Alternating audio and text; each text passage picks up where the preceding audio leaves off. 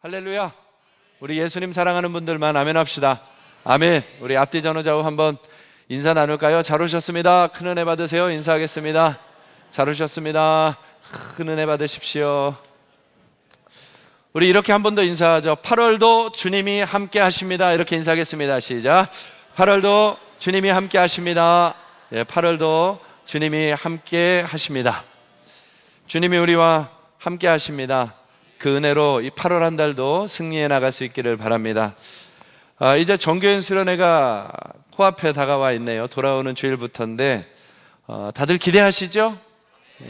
하나님의 은혜가 우리에게 주어질 줄로 믿습니다. 수련회든 부흥회든 우리의 마음에 그런 특별한 기회가 오면 회복에 대한 기대가 있고, 문제가 응답되어지는 것에 대한 기대도 있고, 새로워지는 것에 대한 기대도 있고, 우리의 삶에 기대가 있습니다.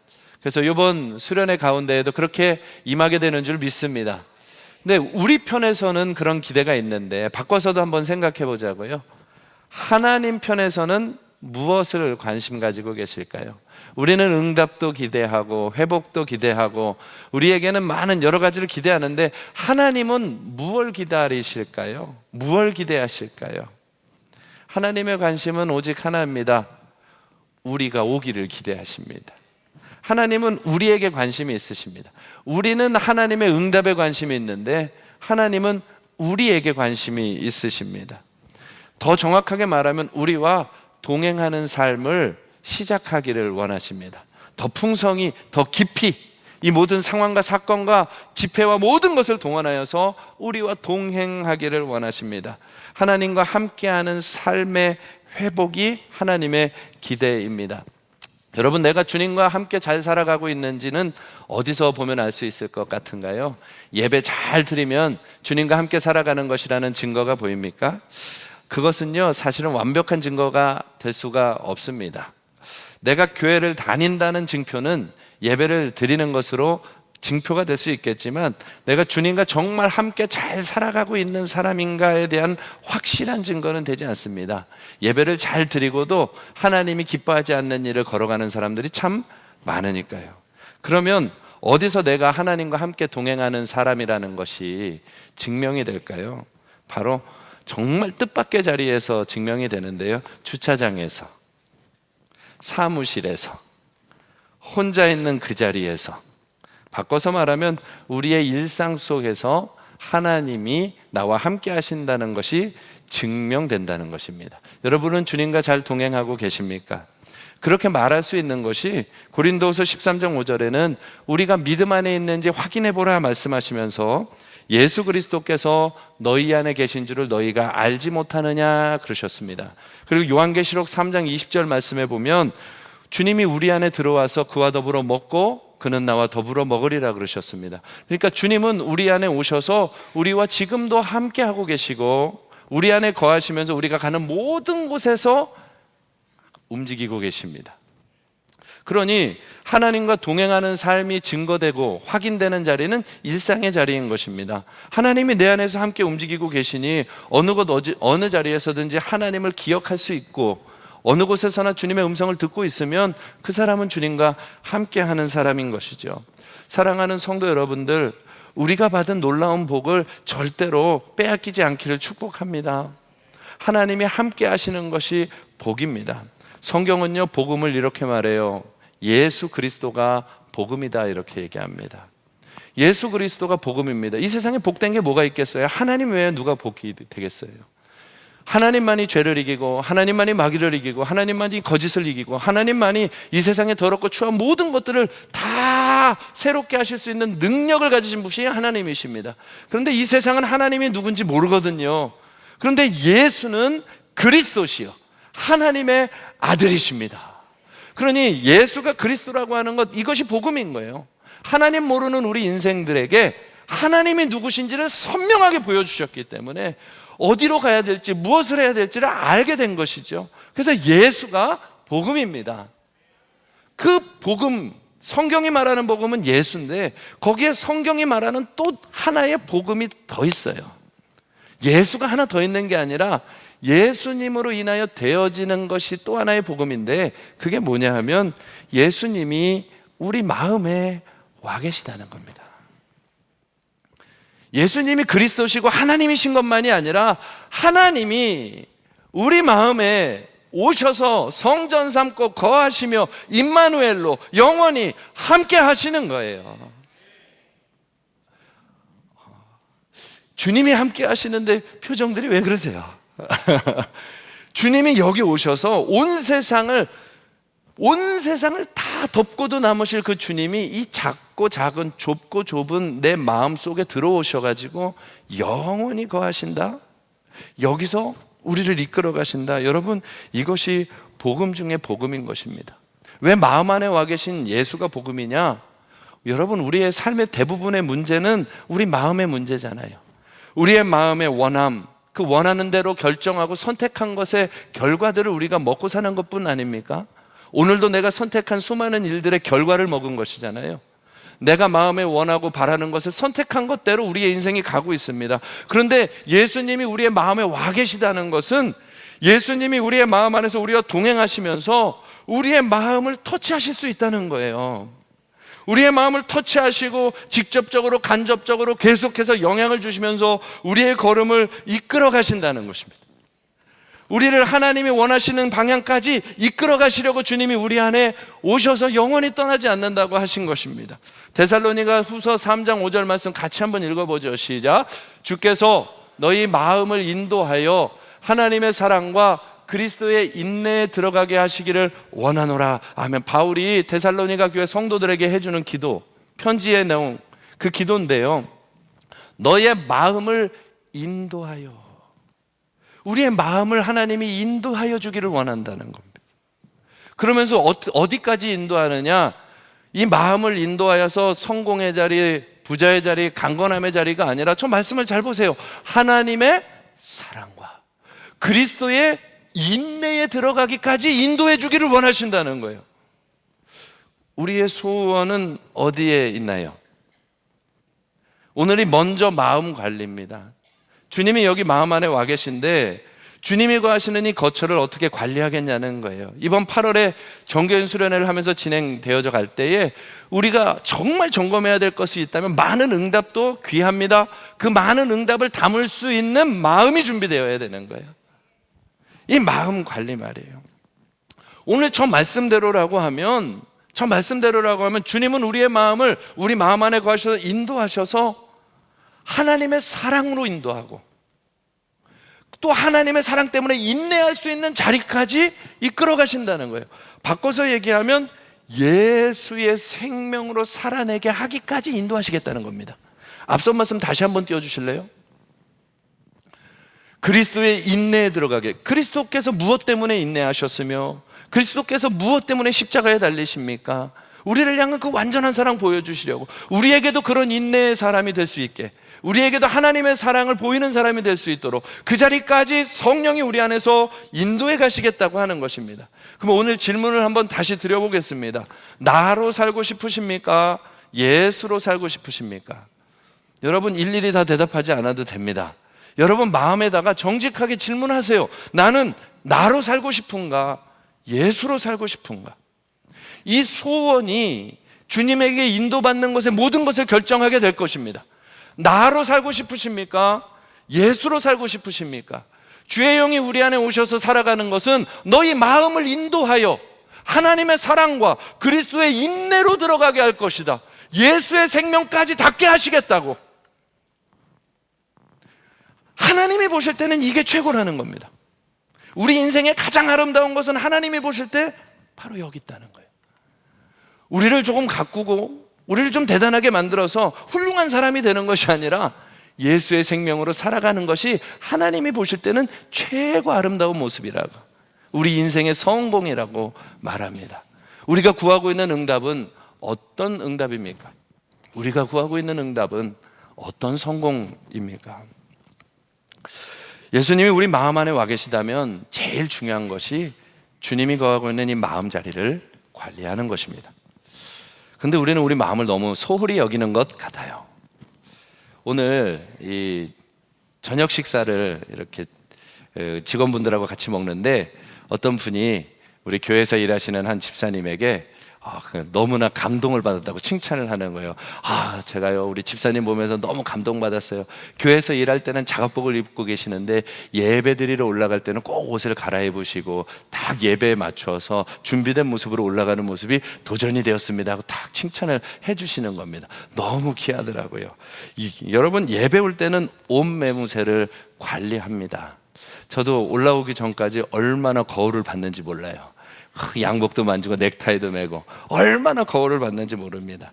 여러분, 그런 것뿐만 아니라 성가대나 예배팀이나 어떤 자리에 설 때는 격식에 맞는, 자리에 맞는 옷을 입어야 된다고 우리가 생각하고 준비하죠. 그걸 예배의 하나로 생각하지요.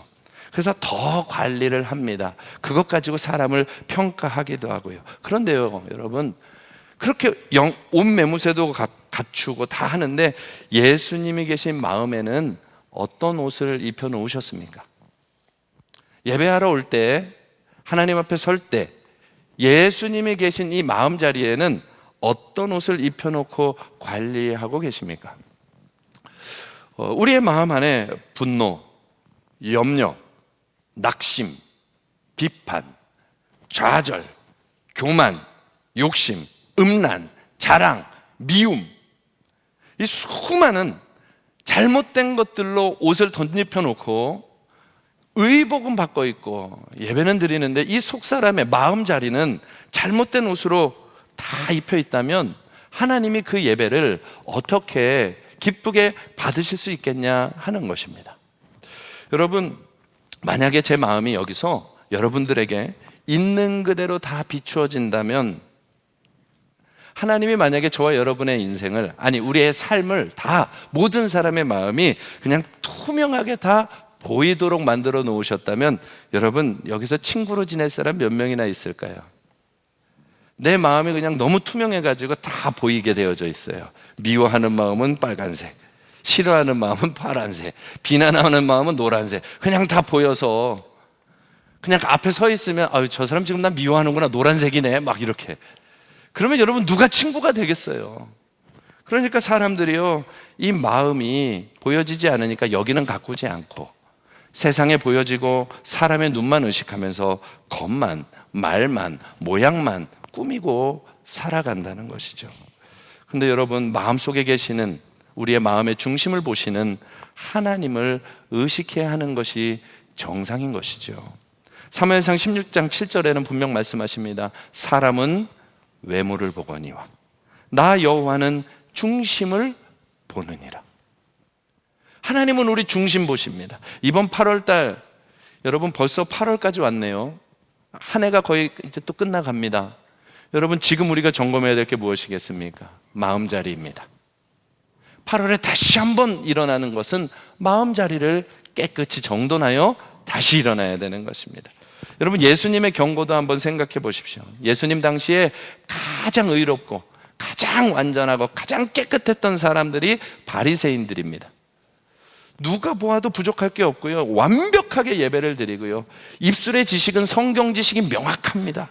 그런데 예수님은 말씀하시죠. 마태복음 12장 34절에 독사의 자식들아, 이렇게 이야기하면서 너희는 마음에 가득한 것을 입으로 말한다 이야기하십니다. 예수님은 바리새인들에게 그렇게 말씀하실 수 있었던 거예요. 왜? 그분은 하나님이시라 중심을 보시거든요. 중심에 채워진 것을 말하고 있는 것을 보고 계시는 겁니다. 여러분, 입을 아무리 꾸며도 주님은 중심을 보십니다. 겉을 아무리 꾸며도 주님은 중심을 보십니다. 아무리 친절하게 얘기해도 주님은 중심을 보십니다. 그것을 꼭 기억하셔야 됩니다. 어느 정도로 예수님이 이야기하느냐 하면, 이 바리새인들의 중심을 보시고는 요한복음 5장 42절에는 이렇게까지 말합니다. 하나님을 사랑하는 것이 너희 속에 없습니다. 저는 이런 말씀들을 보면 너무 무서운 겁니다. 하나님을 사랑하는 마음이 너희 속에 없습니다. 일도 합니다, 사역도 합니다, 대단한 거 합니다. 하나님 사랑함이 너희 속에 없습니다. 그러실 수 있다는 거예요. 제가요, 이 예수님 앞에 십자가에 달린 예수님 보았다는 그 이야기들을 여러 번 하잖아요. 그런데 사실 그 눈빛을 먼저 본 자리가 있어요. 그 눈빛을 처음 본 자리가 우리 예수마을교회 제가 청년 방황하다가 처음 와서 그해 여름 첫 수련회 갔을 때 기도하다가 예수님의 눈빛을 처음 봤어요. 저는 그런 환상을 거의 못 봤었기 때문에 그 수련회 때, 그 여름 수련회 때 제가 교회를 다 회파해 놓고 왔던 사람이기 때문에 낙심이 참 컸습니다. 그래도 마음 한켠에서는 하나님께 나를 주의 종으로 헌신을 했었던 사람이니까 쓰임 받기도 원하고, 그래서 하나님 앞에 그냥 간절히 매달리고 있었던 거죠. 그 수련회 때 낙심된 마음 반, 주님 찾는 마음 반.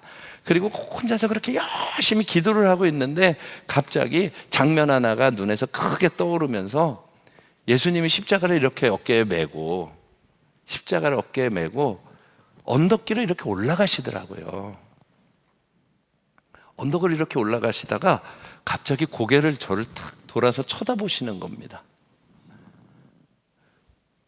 십자가를 지고 가다가 고개를 돌려서 저를 쳐다보시는데 눈빛이 그거 있잖아요. 내가 너 다 알아. 딱한 눈.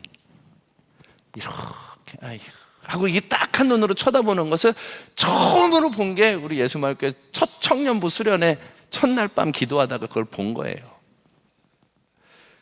근데요, 제가 얼마나 바보 같은지 그때 물어봤어야 되는데 그걸 나중에 광주 가서 물어본 거예요. 너무 오래 걸렸지. 그때는 그렇게 십자가를 지고 가시면 딱 한 눈으로 바라보시는 주님을 만난 게 막 눈물이 나는 거죠. 너무 죄송하고 저 눈빛이 뭘까 그러다가 울고 나서 은혜 받은 줄 알고 사역을 열심히 시작한 거예요. 정말로 나 다시 주님 만났네. 그리고 이제 청년부 사역 열심히 해야지, 교회 열심히 섬겨야지. 그리고 죽기 살기로 또 뛰어다니다가 광주 가가지고 너 뭐하냐 그 소리를 또 들은 거다 이 말이에요. 여러분, 우리 마음 안에 나도 모르는 이 거짓됨들이 꽉 차 있을 수가 있다는 거예요. 주님이 우리를 지켜보고 계셔요. 우리를 보고 계시더라고요. 내 마음자리를 다 보고 계시는 거예요. 그걸 바꾸시기까지 주님이 참 오래 걸리시는 겁니다. 여러분, 이번 수련회가 이 마음이 주님으로 채워져야 됩니다. 우리요, 마음에 예수님에 대한 사랑이 온전히 없는 것도 문제가 되겠지만 더 큰 문제가 하나 있어요. 사랑만 없는 게 문제가 아니고요, 우리 마음에 진짜 큰 문제가 하나 있는데 뭐냐 하면 사탄이 가득 찬 마음으로 살아가고도 있다는 것입니다. 우리는 그런 생각 잘 안 해요. 무슨 내 마음에 사탄이 꽉 차 있어. 여러분, 사도행전 5장 3절 말씀 한번 보실래요? 같이 한번 읽어보겠습니까? 시작. 베드로가 이르되 아나니아야 어찌하여 사탄이 내 마음에 가득하여 내가 성령을 속이고 땅값 얼마를 감추었느냐. 성령이 속으시는 분이십니까? 하나님이 속으십니까? 아나니아 혼자 하나님을 의식하지 못하고 살아가고 있는 것이죠. 욕심에 사로잡히고 공명심에 사로잡혀서 자기 자신에게만 집중되어 사단의 거짓말에 그대로 속은 채로, 속이 사탄으로 꽉 차 있는 채로 하나님도 속이고 자기도 속은 채 살아가는 삶이 되어 있는 것이죠. 여러분, 이것은 진짜 무서운 마음 아니겠어요? 마음에 예수님 사랑하는 마음 없는 것도 문제인데 내 마음이 사탄으로 꽉 채워져 있는데 관리하지 못하고 살아간다. 여러분, 이게 얼마나 무서운 것이겠습니까? 제가 이런 말씀을 이렇게 전하게 되는 건 저에게도 이 말씀들이 큰 은혜가 되었기 때문에 그렇습니다. 유기성 목사님이요, 그런 얘기 하시더라고요. 자기는요, 사람들을 참 잘 속이고 산대요. 하나도 안 속일 것 같이 생기셨잖아요. 너무 잘 속이고 산다는 거예요. 그래서 저런 목사님이 왜 잘 속이고 사나 그랬더니 본인 입으로 그래요. 나는 목회하기가 참 좋은 사람입니다. 저는 참 착해 보이거든요. 그러시더라고요. 본인이 너무 착해 보여서 사람들이 다 착한 줄 안대요. 그리고 어린 시절부터 목사님 아들로 태어나서 자라왔기 때문에 적당한 말로 분위기 있게 상황을 대처하고 피하는 것이 온몸에 배어있기 때문에 부드럽게 상황들을 모면해 가고 그 상황을 만들어가는 것에 그냥 최적화되어 있다는 것입니다. 그러니까 사람들이 자기가 착한 줄 알고 굉장히 존경받는 목사로 살아가고 있다는 거예요. 근데 그분이 하시는 말이, 나는 겉과 속이 너무 달라서 하나님 앞에 이 양심이 찔려서 가증된 마음 때문에 목사직을 여러 차례 그만두고 싶다 하는 생각까지 먹을 만큼 내 마음이 너무나 해결이 안 됐습니다. 마음이 너무 더러웠다는 거예요. 온갖 더럽고 끔찍하고 음란하고 욕심도 미움도 증오도 교만도 그것이 수시로 올라오는 자기 마음을 들여다볼 때마다 좌절감이 찾아오는 거죠. 이 도대체 해결이 안 되고 어떻게 해야 되는가. 내면의 그 괴리감 때문에 고민하다가 하나님, 내가 정말 목회자가 맞습니까? 내가 정말 목회자가 맞습니까? 그런 고민을 한참 하던 중에 어느 날 드디어 하나님의 말씀으로 그 마음을 깨트려 주신 거예요. 말씀으로 진리를 가르쳐 주시고 난 다음에 알게 됐다는 것입니다. 그 말씀이 요한복음 13장 2절이었다는 거예요. 같이 한번 읽어보시죠. 시작. 마귀가 벌써 시몬의 아들 가롯 유다의 마음에 예수를 팔려는 생각을 넣었더라. 이 말씀을 정말로 하나님이 비춰주시는 순간, 아, 그런 것이구나. 내 안에 올라오는 생각과 마음들이 다 내 생각이 아니었다는 것을 알게 된 것입니다. 마귀가 유다의 마음에 예수를 팔 생각을 넣어주었다는 것을 보게 되는 순간, 와, 생각이 다 내 것이 아니구나. 그게 내가 아닌 것이구나. 알게 되었다는 거예요. 그런데 여러분, 가룟 유다는 마귀가 생각을 주는 것을 마음에 그냥 그대로 받아들여 버린 것입니다. 유다는 상상도 못 해본 일이에요. 예수를 팔아먹는다는 것을. 근데 마귀에게 마음과 생각이 잠식당해 버리고 나니까 그 다음에는 예수를 파는 자리까지 가는 것입니다. 그걸 깨닫고 나서 마음을 마귀에게 잠식당하지 말아야 되겠다는 결단이 일어났다는 거예요. 여러분, 마귀가 우리의 생각을 점령하려고 한다는 것을 기억하셔야 돼요. 우리의 마음을 점령하려고 한다는 것을 기억하셔야 돼요. 그 수많은 생각들로 우리의 마음을 점령하려고 합니다. 그때에 대적하고 이기지 않으면 점령당해서 마음이 관리가 안 되면 무너지는 것입니다. 예수님이요, 가룟 유다에게 수차례 경고했다는 것 아시죠? 처음에는 예수님이 알아들을 수 있도록 이렇게 이야기합니다. 이 중에 나를 팔 자가 있느니라. 여러분, 팔 마음이 없는 사람들은요, 그 말이 귀에도 안 들어와요. 여기 이 중에 도둑놈이 하나 있습니다. 이거 봐, 아무도 걱정 안 하잖아요.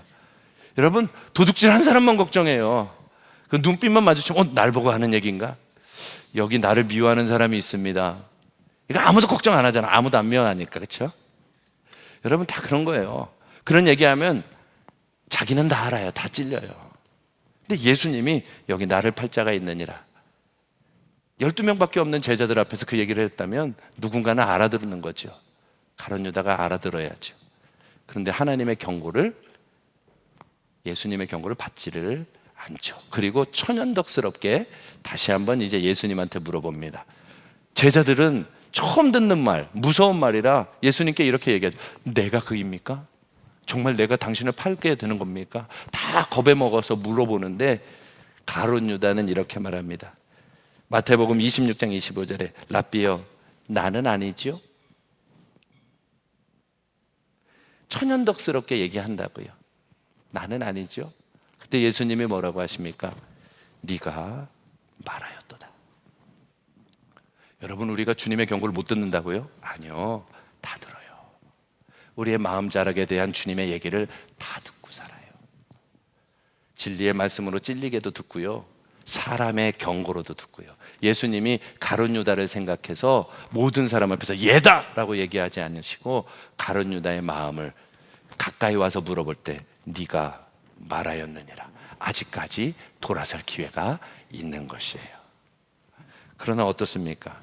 사단이 준 생각이 그대로 사로잡혀 있으니까 그 마음을 포기하지 않으니 이제는 예수님이 떡 조각을 주면서 이야기합니다. 속히 너의 일을 하라. 그 순간에 마귀가 완전히 들어와 사로잡아 그의 인생을 예수를 파는 자로 나가게 만들어 버리는 것입니다. 여러분, 오늘 새벽 말씀을 기억하십니까? 하나님은요, 우리의 죄를 막으려면 막으실 수 있는 분이십니다.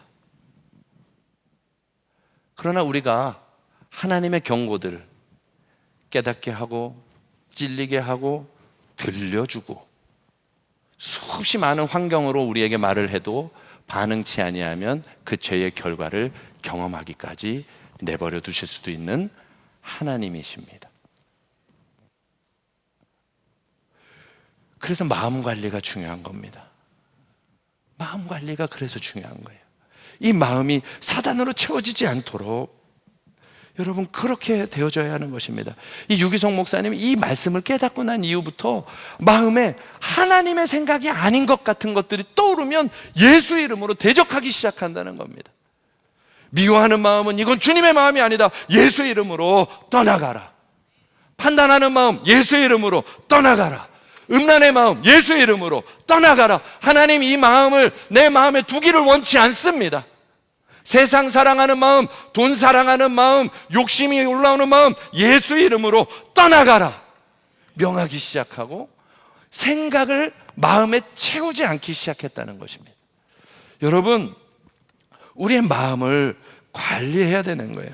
하나님은 우리를 말리지 않는 분이 아니십니다. 수차례 이야기하고 계십니다. 그러나 우리가 마음을 관리하지 않으니까 이곳에 쌓인 것이 결국에는 터져 나오는 것 뿐입니다.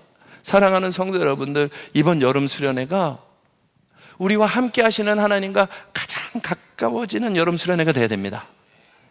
그래서 주님이 우리 마음에 들려주는 작은 소리 하나까지도 깜짝깜짝 놀랄 만큼 깨달아 알게 되고 그 말씀대로 순종하고 싶어지는 마음들이 저절로 일어나서 죄를 이기고 마음을 깨끗이 정돈하며 하나님이 원하는 자리로 나아가는 이번 수련회가 되어야 한다 이 말이에요. 그러면 하나님이 준비한 모든 것들을 우리에게 주시는 것입니다. 여러분, 우리 안에도 내가 생각해도 내가 감당할 수 없을 것 같은 내 생각이 아닌 그런 마음들이 있잖아요. 죽여버리고 싶고 너무 세게 말한 것 같아요. 확 죽고 싶고 슬픈 생각, 자기 연민, 우울증, 좌절감, 나 같은 게 뭐 끊임없는 자기 비하. 여러분, 그거 하나님이 네 마음 아니다 얘기하십니다.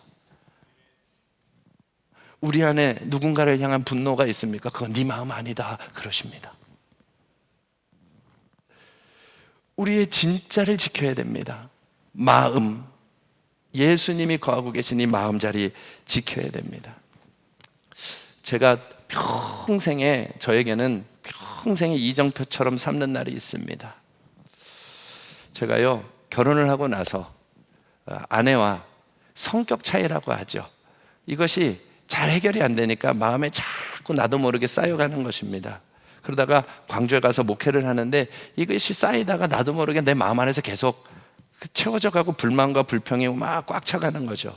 체면을 차리기 위해서 마음을 지키고 목회를 잘해야 되니까 마음을 지키고 막 그러면서 살아가다가 이 혼자 있으면 막 분노가 올라오고 막 화가 나고 누가 아무도 모르죠. 나만 알죠. 근데 어느 날 그렇게 막 분노가 올라오고 있는 어느 날 주님이 제 마음에 강력하게 말씀을 하시는 거예요. 그 십자가 보여주신 날 말이에요. 예수님이 나에게 이렇게 넌 날 구하라 하시던 그날, 그 다음 날 내 마음에 하나님이 그러고 있는 내 모습을 보시면서 딱 이야기하시기를, 태모야, 너 제대로 생각해야 돼. 너의 아내는 너를 위해 만들어진 자가 아니야. 이해가 안 되는 거예요. 네? 너의 아내는 너의 목회의 필요를 위하여 만들어진 자가 아니야. 너의 음욕을 채워주기 위하여 만들어진 자가 아니야. 너의 만족을 채워주기 위하여 만들어진 자가 아니야. 너 안에도 내가 생명을 다해 내 전부를 주어 사랑하는 내 자녀야. 내 생명이야. 그런데 왜 너는 너의 만족을 채워주지 못하고 너의 원함을 채워주지 못하는 그 모습에 분노가 머리끝까지 차서 그렇게 쌓여 있느냐 하시고는 제 본 모습을 딱 비춰주시는데 그날 두 번째 회개를 하게 되는 겁니다. 하나님, 제가 제 마음이 오직 나만을 위해서 살고 있었음을 회개하고 정말 잘못했습니다. 우리 아내가 하나님의 사람인 것을, 내가 전부를 주어 그저 사랑해야 되는 하나님의 사람인 것을 내가 회개합니다. 그리고 나서 아내에게 가서 무릎을 꿇고 그동안에 있었던 마음, 뭐 한 번도 얘기한 적 없죠. 그것을 무릎을 꿇고 회개를 하는 겁니다. 여보, 사실은 그동안 내가 웃고 이러고 있었지만 마음에서는 이런 마음이 있었는데 하나님이 당신은 나를 위하여 만든 자가 아니라 하나님 전부를 주어서 사랑하는 사람이라고 그랬어요. 내가 잘못했어요. 나를 용서해 주세요. 앞으로는 그렇지 않을게요. 그랬더니요, 우리 아내가 막 우는 거예요. 그리고 주일 오후 예배 시간이 됐는데 주일 오후 예배 시간에도 막 우는 거예요. 그래서 참 감사하다, 은혜를 받았구나. 그리고 집에 딱 들어갔는데 아내가 갑자기 그 울던 얼굴이 사라지고 너무 무서운 얼굴이 되어 있는 거예요. 그리고는 나한테 한마디를 꺼내는 겁니다. 내가 왜 이렇게 사랑을 못 받는 것 같고 마음이 늘 어렵고 당신하고 있으면 이렇게 불편했나 생각해 보니 당신이 그런 거짓말로 이중적인 마음으로 나를 대하고 있었다는 것을 이제야 알게 되었네요. 나는 당신이 나한테 회개할 때 이혼해야 되겠구나 생각했었다고. 되게 무서워.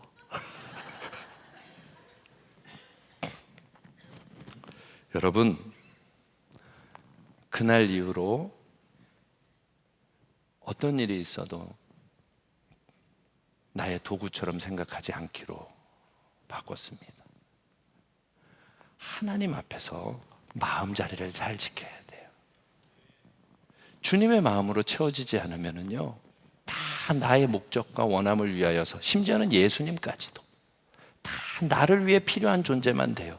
그러나 예수님은요, 우리를 위해 필요한 존재가 아니라 예수님은 우리와 함께 하기를 원하세요.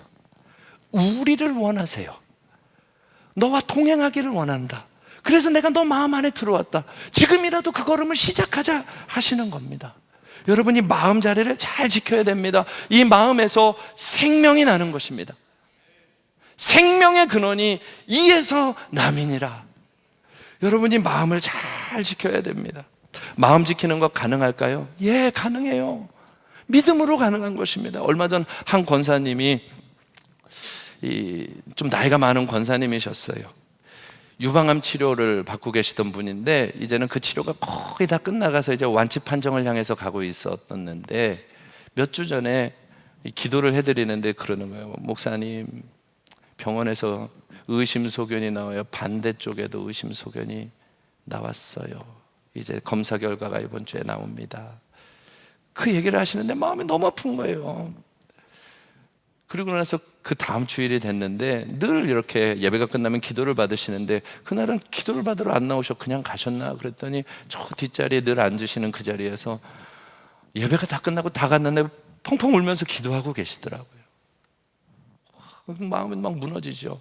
그냥 차분히 기도를 해드리고 이제 다시 온 것입니다. 잘못된 결과를 받으셨나 보다. 마음이 너무 아픈 거예요.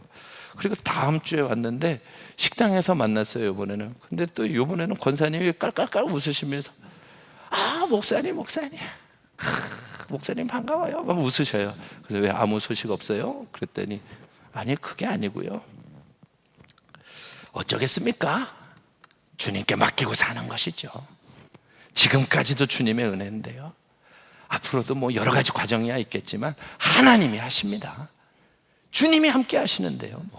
그러면서 웃으시면서 오히려 나보다 웃음소리가 더 커. 깔깔거리면서 딱 받으시는 겁니다. 여러분, 마음이 지켜지고 있는 거예요. 주님이 그 마음을 지켜가고 계시는 거예요. 암보다 더 크신 주님. 유기정 목사님 예를 하나만 더 들어볼까요? 어떤 부부가 기도를 해달라고 왔답니다. 이유가 뭐냐 했더니 아내가 암이 발병하여서 7년째 치료 중이라는 겁니다. 그런데 그 암이 다시 전이 되어가지고 전이 되었다는 진단을 받았다는 거예요. 그러니 암 환자인 아내도 근심이 가득하고 남편도 얼굴이 어둡습니다. 그 아내분이 이렇게 얘기하더라고요. 그동안 치료받으면서 많이 회개했습니다. 근데 그 말이 목사님 마음을 너무 아프게 하더라는 겁니다. 왜냐하면 이 젊은 여인이 무슨 죄를 그렇게 졌다고 그렇게 많은 암 치료하는 과정 중에 회개를 했을까?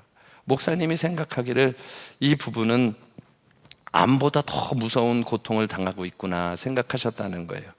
7년 동안 암으로 인한 고통, 미래에 대한 두려움, 우울함, 거기에 죄까지 묵상하면서 살았으니 마음이 무너질 대로 무너져 버리지 않았겠는가.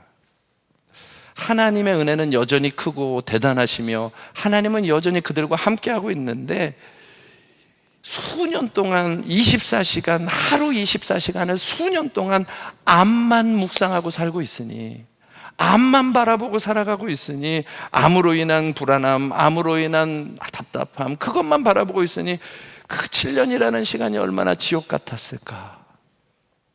마음이 너무 아프다라는 거예요. 그래서 기도해 주기 전에 이렇게 권면해 주었다는 거죠. 마음을 지키세요. 예수님을 바라보세요. 내 안에 오신 주님이 암보다 크십니다. 주님이 행하신 일을 바라보세요. 얼마나 위로가 되었을지, 길이 되었을지 모르겠지만, 여러분, 이것은 정말 맞는 말입니다. 이 마음을 무엇으로 채워가시겠냐는 거예요. 지금 우리가 수련회를 앞두고 우리가 주님 앞에 나아가는데 우리의 마음자리를 다시 욕심으로 채울 수는 없지 않겠어요? 다시 인간적인 욕구로만 채울 수는 없지 않겠습니까? 이 자리가 하나님의 생각으로 꽉 채워져서 주님이 원하는 자리로, 주님이 주고 싶은 응답을 받으며 나아가야 하지 않겠습니까? 여러분 꼭 기억하십시오. 사탄이 공격하는 자리는 오직 마음 하나뿐입니다. 우리 인생의 질병도 가져다주고 환경도 어그러뜨리고 수없이 많은 일을 하지만 사탄이 공격하는 자리는 오직 하나, 마음입니다. 고린도후서 4장 4절 말씀을 보십시오. 그 중에 이 세상의 신이 믿지 아니하는 자들의 어디를? 마음을 혼미하게 하여 그리스도의 영광의 복음의 광채가 비치지 못하게 하였다. 여러분, 그리스도의 복음의 영광의 광채가 없는 것이 아닙니다. 복음의 영광의 광채가 온 세상을 선명하게 비추고 있어도 마음이 혼미하게 되었으니 복음의 영광의 광채를 느끼지 못하는 것입니다. 누리지 못하는 것입니다. 보질 못하는 것입니다. 혼미한 채로 예수를 마음에 모시고 살아가도 영광의 광채가 혼미하여져서 누리지 못하게 되는 것입니다. 마귀의 공격은 오직 하나입니다. 미움이든 증오든 원망이든 모든 것을 동원하여서 오직 하나, 영광의 복음이 작아 보이도록, 십자가의 복음이 작아 보이도록, 예수님의 은혜가 작아 보이도록, 예수님의 놀라운 구원의 은혜와 용서의 은혜가 작아 보이도록, 마귀는 오직 그 일만을 한다는 것입니다. 사랑하는 성도 여러분들, 마음 관리를 가볍게 여기지 마십시오. 여기가 제일 중요한 곳입니다. 내 마음의 작은 생각 하나를 가볍게 여기지 마십시오. 오늘 이 예배, 이 말씀들이 이 금요철의 밤에 좀 확 분위기를 띄우고 막 힘있게 기도하면 좋겠지만, 오늘은 이 날이에요. 오늘은 우리 마음을 들여다보는 날이다, 이 말입니다. 여러분, 마음 관리가 얼마나 중요하냐면, 한번 제가 이야기를 하나 해볼게요. 이 물컵이 얼마나 무거울까요? 뭐 제가 이렇게 걷더니 들잖아요. 이거 별것도 아닙니다. 그냥 이렇게 들었다가 내렸다가 들었다가 내렸다가 마시기도 하고. 여러분, 이렇게 하는 건 별거 아닙니다. 그런데 만약에 이 물컵을요 1시간 동안 들고 계세요. 그러면 어떻게 될까요? 팔목도 아프고 손가락도 아프고 마디도 아프고. 하루를 들고 계셔 보세요. 그러면은요, 그때부터는 어깨도 아프고 모든 것이 아프고요. 여러분, 이걸 한 달 동안 하라 그러면은요, 아무리 가벼운 물컵이어도 끔찍한 일이 되는 것입니다. 물컵을 들고 있는 동안에는요, 이쪽 손으로는 아무것도 못하는 거예요. 아무것도 못하는 거예요. 그런데 왜 여러분, 우리는 마음에 미움이라고 하는 것을 일생을 가지고 살아갑니까? 마음에는 무게가 없어서 그러나요? 미움을, 분노를, 음란을, 원망을, 증오를, 상처를 왜 일생을 붙잡고 살아가나요? 하나님이 그거 기뻐하지 않는다고 하는 그 생각들을 왜 계속해서 수년이 넘도록 붙잡고 살아가나요? 그러면 한쪽 손으로, 이쪽 손을 붙잡고 있는 이것 말고 이쪽 손으로만 살아야 되는데, 하나님의 선한 뜻을 위하여 작동해야 될 내 마음 한 자락이 다 굳어진 채로 작동도 못하게 되어져 있고 반쪽짜리 인생을 살아가야 되는데, 여러분, 왜 인생을 이렇게 빼앗기게 내버려 두겠어요? 사단은 바로 우리를 그 자리로 몰고 가려고 하는 것입니다. 주님이 주신 가장 아름답고 완전한 것을 다 잃어버리고 하나님의 은혜를 별것도 아닌 감정 때문에 다 놓쳐버리게 하고 세상에 아무것도 아닌 욕심 때문에 빼앗기게 한단 말이에요. 좌절, 상처, 낮은 자존감, 피해의식, 결국에는 어디까지 갑니까? 생명을 버리는 자리까지도 들어가잖아요. 여러분, 이번입니다. 내가 너를 세우리라 그러셨어요. 내가 너를 세우리라. 여러분, 우리의 인생은 돈으로 세워지지 않습니다. 이번에 10억짜리 응답 되기를 축복합니다. 아멘이 이렇게 나오다니. 예, 10억짜리 응답 받으세요. 그러나 돈으로 인생이 세워지지는 않아요. 마음이 세워져야 돼요. 진리로 마음이 세워져야 돼요. 질병이 다 고침받기를 바랍니다. 그러나 질병에 더 이상 끌려다니지 않는 마음이 세워지기를 축복합니다. 이번 수련회가 그런 수련회가 되어야 됩니다. 하나님, 진리로 내 마음을 일으켜 주옵소서. 복음의 능력으로 내 마음을 새롭게 빚어 주옵소서. 그래야 해서 어떤 상황에도 넘어지지 않을 사람들. 그래서 몇 가지 팁을 드립니다. 이번 집회에 정말 주님 앞에 이번 수련회 8월 달에 마음을 정리할 때 이렇게 관리하시는 겁니다. 여러분, 말씀으로 우리의 마음을 관리하는 거예요. 그래서 집회가 열리는 것입니다. 이번 수련회에 대수술이 벌어질 건데, 부흥회는 수술하는 날이거든요. 마음, 심령 수술하는 날들이에요. 다 비춰낼 것입니다. 그러면 이번 수련회에 여러분 이런 마음으로 임하십시오. 첫째는 말씀의 책망을 기쁘게 들으십시오. 그것이 마음 관리의 시작입니다. 말씀의 책망을 기쁘게 들으세요. 히브리서 4장 12절 말씀에 보면 좌우의 날성 검보다 예리한 것이 하나님의 말씀이라고 그랬습니다. 분명히 이번에 수련회 하다가 하나님의 말씀이 우리의 마음을 찌를 것입니다. 우리의 죄된 것들을 비춰내실 것입니다. 그 자리를 찔릴 것입니다. 사도행전 2장 37절에도 이 말을 듣고 마음에 찔렸다. 베드로의 설명, 베드로의 예수의 복음을 듣고 마음이 찔렸다 그랬습니다. 욕심이 찔리든 미움이 찔리든 원망이 찔리든 교만이 찔리든 우리의 마음에 죄된 것들, 잘못된 생활 습관이 찔리든 하나님의 말씀이 분명히 우리를 찌를 것입니다. 그러면 그때 마음을 관리하십시오. 어떻게 해요? 맞습니다. 제가 잘못했습니다. 용서해 주세요. 다시 시작합니다. 그 결단하면서 기도를 시작해야 됩니다. 그것이 마음 관리하는 첫 번째입니다. 그런데 만약에 하나님의 책망의 말씀이 들어왔는데 그때 이렇게 하면 꽝이에요. 뭐냐? 지는 이렇게 너나 잘해 뭐 이런 거, 사람 다 똑같지 뭐. 여러분, 이거는 말씀의 책망을 잘못 받는 거예요. 말씀의 책망이 딱 들어오면 사람이 아니라 내 마음을 향하여서 맞습니다. 제가 잘못됐었네요. 돌이키겠습니다. 그리고 그것을 마음으로 취하십시오. 두 번째입니다. 하나님의 말씀으로 인도를 받으십시오. 이번 집회 가운데 분명히 주님께서 여러분들이 문제로 가지고 있는 것들의 길을 보여주실 것입니다. 이렇게 행하라. 앞으로는 이렇게 살아가라. 분명히 길을 보여주실 것입니다. 시편 119편 105절에 주의 말씀은 내 발의 등, 내 길의 빛이라 했습니다. 이사야 30장 21절에 내 뒤에서 말소리가 들릴 것이라고 했습니다. 우리 예수마을교회 성도들은 다 하나님의 자녀들인 줄 믿습니다. 하나님의 자녀들에게는 하나님의 말소리가 들려옵니다. 우리의 길을 인도하는 빛을 주십니다. 그러니 이번 집회 때에 하나님, 나의 길을 알려주옵소서. 하나님, 나에게 가를 쳐 주옵소서.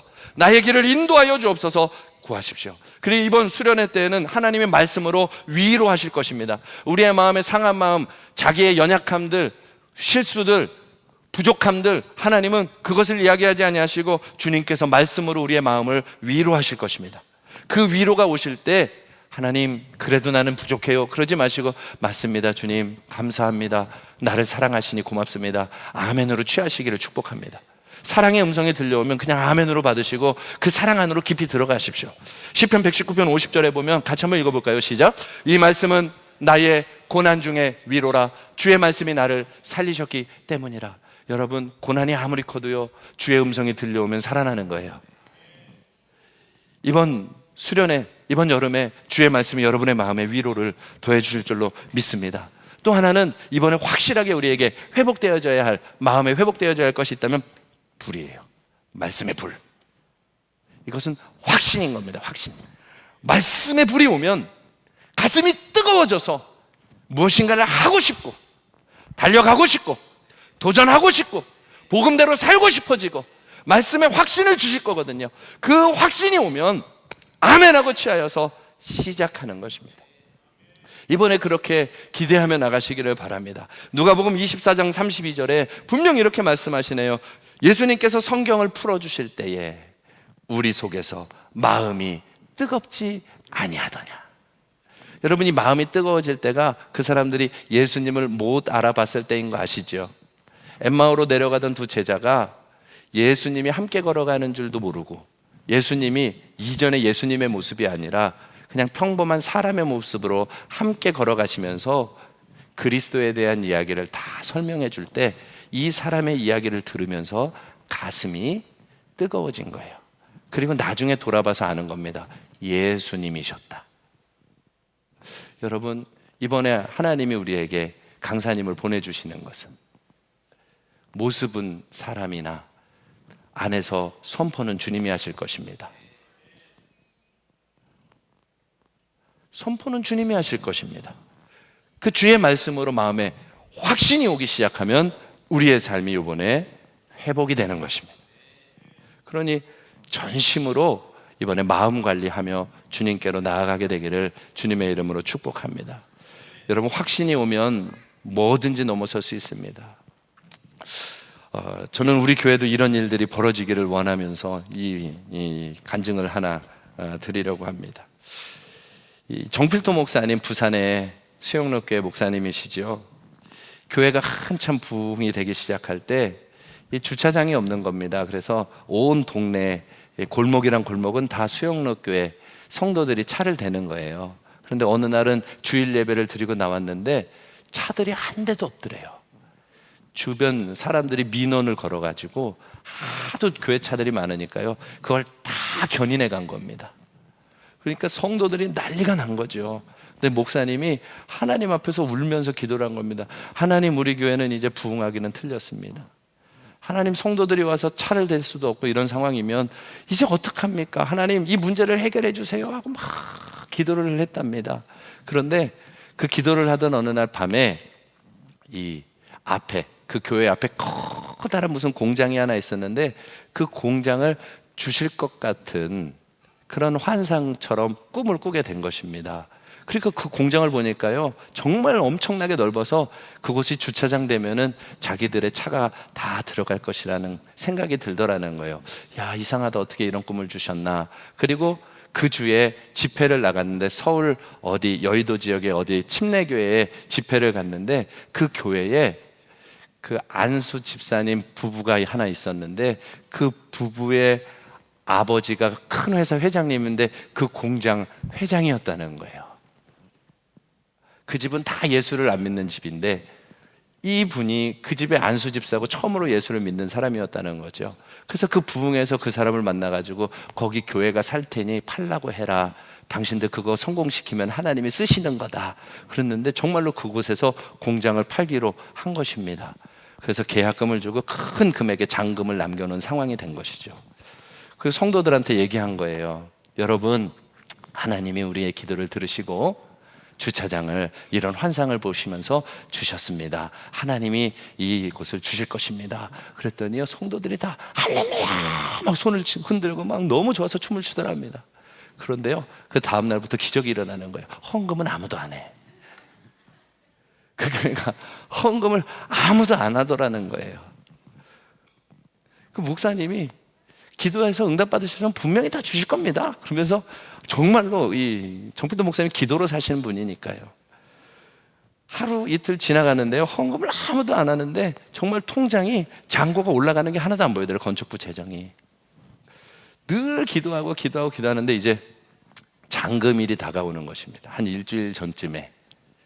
너무 걱정이 되잖아요. 큰 돈을 내야 되는데 하나님 계속 기도하는데, 하나님께 기도하는 중에 어느 날 밤에 주님의 음성을 환상처럼 이렇게 탁 자기도 이런 것은 처음이었다고 하면서 환상처럼 보여주시는데 이사야 45장 3절 말씀을 들려주시더랍니다.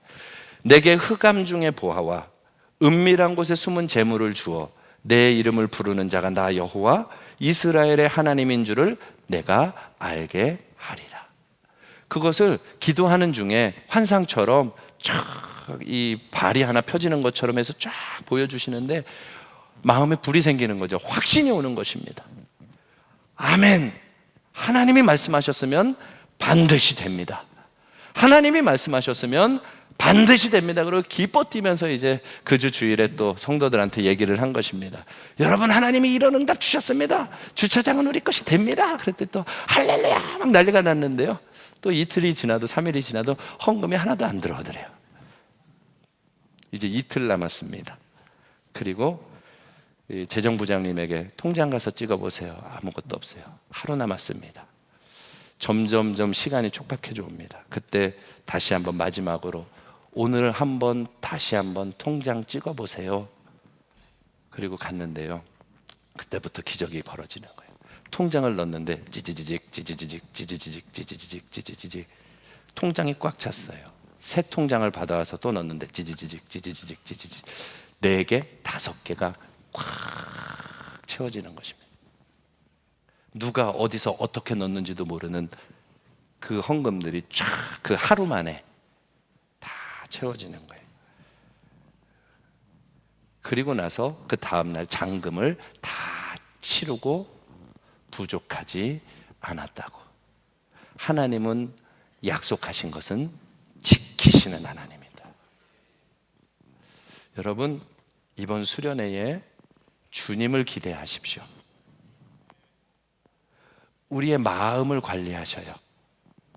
우리의 마음을 하나님이 주실 것에 대한 믿음을 가지고, 하나님이 우리를 깨끗게 정결케 하시든지 응답을 주시든지 삶의 방향을 보여주시든지 하나님의 완전한 응답 기적을 보여주시든지 하나님은 우리 각 사람에게 행하실 일이 있으십니다.